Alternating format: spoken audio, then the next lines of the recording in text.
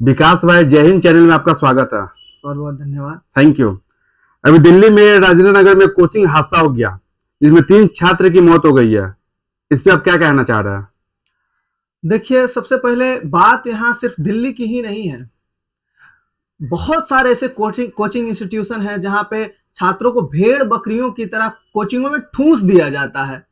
उनकी उनके लाइफ का, उनके जो है कंफर्ट का कोई ध्यान नहीं रखा जाता है कि स्टूडेंट कैसे क्लास को कंटिन्यू कर रहे हैं, नहीं कर रहे हैं, उनसे उनको कोई मतलब नहीं है। पटना में ही आप जाके देखिए, बहुत सारे कोचिंग इंस्टीट्यूशन चल रहे हैं जहाँ भेड़ बकरियों की तरह स्टूडेंट को ठूस ठूस दिया जा रहा है। अगर मान लें कि अगर कोई हादसा हो जाता है तो जिम्मेदार आखिर कौन? हाँ, तो कौन जिम्मेवार होगा? कोचिंग के संचालक जिम्मेवार होंगे या प्रशासन जिम्मेवार होगा, जो सब कुछ जानते हुए भी अनदेखा कर रहा है। तो अभी देख रहे कि दिल्ली का जो रॉस कोचिंग में जो है, यहाँ पे दुर्घटना हो गया, 3 छात्रों की मौत हो गई। जिस बेसमेंट में लोगों को पढ़ाई लिखाई कर रहे थे, वहां पे पानी भरने के कारण बारिश हुआ, बिजली कट के बायोमेट्रिक सिस्टम का गेट नहीं खुला, 3 छात्र की मौत हो गई। आखिर इसमें दोषी है कौन? देखिए, मुझे ऐसा लगता है कि सिस्टम भी दोषी है, कोचिंग इंस्टीट्यूशन के जो संचालक हैं वो भी दोषी हैं, और मुझे लगता है कि जो छात्र हैं वो भी दोषी हैं। उसका मैं कारण बता देता हूं। क्योंकि आप जब जानते हैं कि मेरे साथ गलत हो रहा है तो आप आवाज क्यों नहीं उठाते हैं? दूसरा, कोचिंग संचालक जो है वो इसलिए दोषी है क्योंकि वो जानबूझकर, क्योंकि बेसमेंट का किराया थोड़ा कम लगता है, ठीक है, तो वो बेसमेंट में भी क्लास चलाते हैं। अब वहां जिस कोचिंग में हादसा हुआ, बायोमेट्रिक सिस्टम था, बारिश हुआ, लाइन कट गया, बायोमेट्रिक काम नहीं किया, गेट नहीं खुल पाया, जिसमें छात्र नहीं निकल पाए, पानी में उनका मौत हो गया। अब देखिए, एक बात और भी है, सिस्टम इसलिए दोषी है कि सिस्टम का काम है कि रेगुलेट चीजें सही से हो रही है या नहीं। उनको कोचिंग इंस्टीट्यूशन का देखभाल करना चाहिए, सर्वे करना चाहिए कि हाँ भाई, कोचिंग इंस्टीट्यूशन जो भी है वो सही से रन कर रही है या नहीं कर रही है, प्रॉपर जो गाइडलाइन है उसको फॉलो कर रही है या नहीं कर रही है। वो देखते हैं कि अपनी जिम्मेदारियों को निभा ही नहीं रहे हैं। आखिर दोषी है कौन? किसको सजा मिलना चाहिए? क्योंकि 3 छात्र था, कहीं किसी का बेटा हो, किसी का भाई, किसी न किसी का भाई होगा, किसी न किसी का बेटी होगी। आखिर दोषी है कौन? यहाँ पे क्रिमिनल केस सिर्फ रॉक इंस्टीट्यूशन जो है, रॉक IAS स्टडी सर्कल, उसी के ऊपर क्रिमिनल केस चलाया जा रहा है। मुझे ऐसा लगता है सिस्टम पे भी क्रिमिनल केस चलाया जाना चाहिए।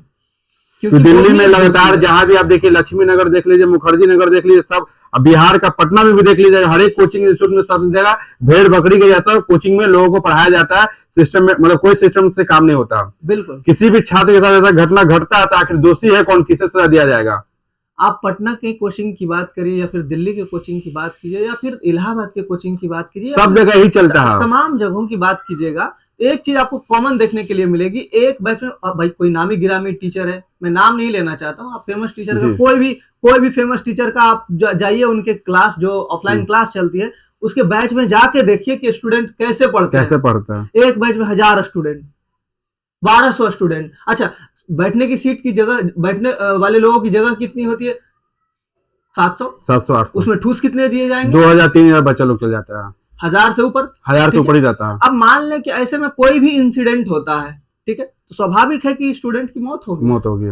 बहुत सारे कोचिंग में भगदड़ भी हो जाता है। बिल्कुल, ना सिर्फ संचालक दोषी है कोचिंग का, उसके साथ साथ सिस्टम भी दोषी है, क्योंकि उसको देखना चाहिए कौन सा कोचिंग इंस्टीट्यूशन है जो लॉ एंड ऑर्डर को फॉलो नहीं करता, रेगुलेशन। हमारा सिस्टम तभी देखते हैं जब कोई हादसा हो जाता है। बिल्कुल, आप देख सकते हैं कि अभी कोचिंग का हादसा हुआ तो सारा कोचिंग का जांच पड़ताल चालू हो गया, ठीक है। इससे पहले एक और घटना हुआ था पटना में, जो एक होटल में आग लग गया था, फिर सारा होटल को जांच पड़ताल होने लगा। फिर एक और हादसा हो गया था कि नेपाल का त्रिवेणी नदी जो था, बस गिर गया था, सारा बस का जांच पड़ताल होने लगा।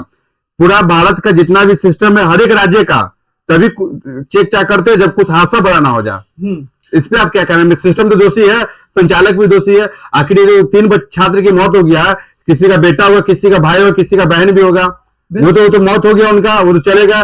2 दिन 4 दिन न्यूज में खबर आएगा, हर एक न्यूज चैनल पे चलाया जाएगा, फिर सब शांत हो, सारा मैटर क्लोज। यही होता है कि जिन लोगों की ये जिम्मेवारी बनती है कि वो सिस्टम को अच्छे से रन करें, क्योंकि वो अपना ड्यूटी ही नहीं निभा रहे हैं, जिसके चलते ये तमाम हादसे देखने को मिलते हैं।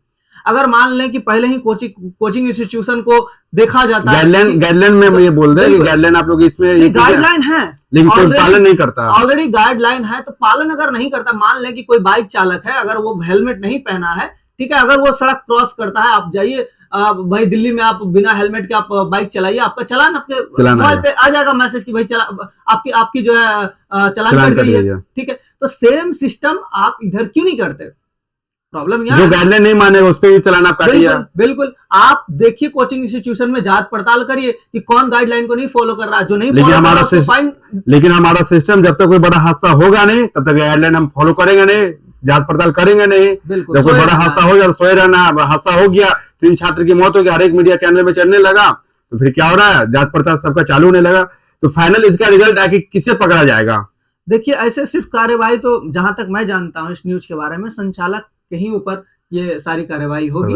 ठीक है, लेकिन मुझे ऐसा लगता है कि सिस्टम को भी अपने ऊपर एक बार थोड़ा सा देखना चाहिए। और अभी क्या है ना कि दिल्ली में जो बारिश होने के कारण बेसमेंट में पानी चला गया, 3 छात्र की मौत हो गई, अभी ये जो है ना पॉलिटिक्स मुद्दा हो गया। बिल्कुल पॉलिटिकल मुद्दा हो गया, क्योंकि एमसीडी जो है पहले बीजेपी के सरकार के पास था, केंद्र सरकार के पास था, अभी क्या हो गया आम आदमी पार्टी के पास चला, जो दिल्ली का जो मुख्यमंत्री उनके पास चला गया, तो वो लगे कि पानी निकलने के जाए, मतलब देख लीजिए कहां से मैटर कहां लेके जा रहा। तो वही बात है, क्या मैं ये बात पूछना चाहता हूं कि जो बीजेपी स्टेट्स हैं, जो भी बीजेपी के स्टेट्स हैं, क्या वो अच्छे से गाइडलाइन को फॉलो करवा रहे हैं? नहीं करवा रहे हैं। कांग्रेस के हैं जो वो फॉलो करवा रहे, नहीं करवा रहे हैं। तो बात यहाँ ये है कि पॉलिटिकल पार्टी की बात ही नहीं है, बात यहाँ है कि कोई ड्यूटी नहीं कर रहा है, मतलब सिस्टमेटिक ढंग से कुछ काम नहीं हो रहा, सिस्टम ही सही नहीं है।